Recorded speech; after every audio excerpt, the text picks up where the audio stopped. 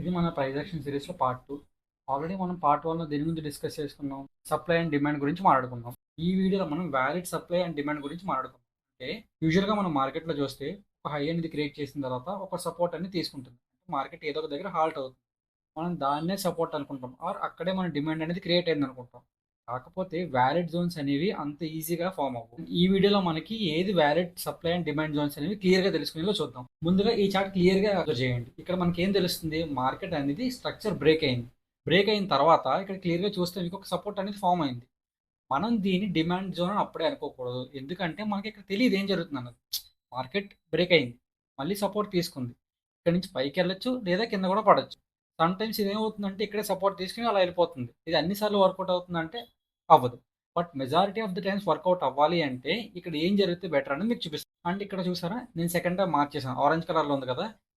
ఇక్కడ ఏం జరిగిందంటే మార్కెట్ ఆల్రెడీ ప్రీవియస్గా సపోర్ట్ తీసుకున్న ఏరియా దగ్గర మళ్ళీ ఇంకొకసారి సపోర్ట్ తీసుకుంది. దీన్నే మనం వ్యాలిడ్ డిమాండ్ జోన్ అంటాం. ఎందుకు వ్యాలిడ్ అయ్యింది?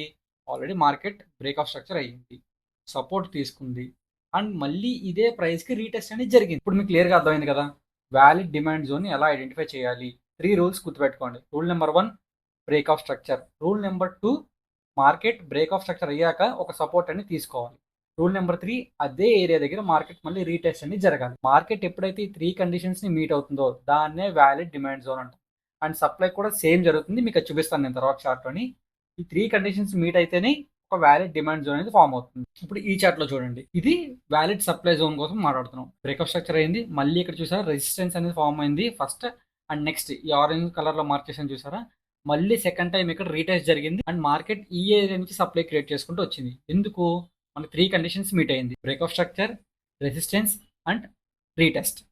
గుర్తుపెట్టుకోండి, డిమాండ్కైనా సప్లైకైనా రెండింటికి కూడా ఈ 3 కండిషన్స్ మీట్ అయితేనే మనం ట్రేడ్ అనేది ప్లేస్ చేయాలి. ఇక్కడ ట్రేడ్ ఎలా ప్లేస్ చేయాలి బాగా గుర్తుపెట్టుకోండి. రీటెస్ట్ జరిగే దగ్గర చాలా మంది ఏం చేస్తారంటే ప్రైస్ ఎప్పుడైతే మళ్ళీ ఆ రీటెస్ట్ లెవెల్కి వెళ్ళినప్పుడు ట్రేడ్ ప్లేస్ చేస్తారు, కానీ అది కరెక్ట్ కాదు. మీరు ఎప్పుడు ట్రేడ్ ప్లేస్ చేయాలి, అక్కడ మళ్ళీ రిజెక్షన్ జరగాలి. ఒక క్యాండిల్ మన సైడ్ క్లోజ్ అవ్వాలి. మన రీటెస్ట్ లెవెల్ దగ్గర ఒక చిన్న క్యాండిల్ ఫామ్ అయ్యి దాన్ని బ్రేక్ అయిన తర్వాత ట్రేడ్ తీసుకుంటే మంచి రిజల్ట్స్ ఉంటాయి.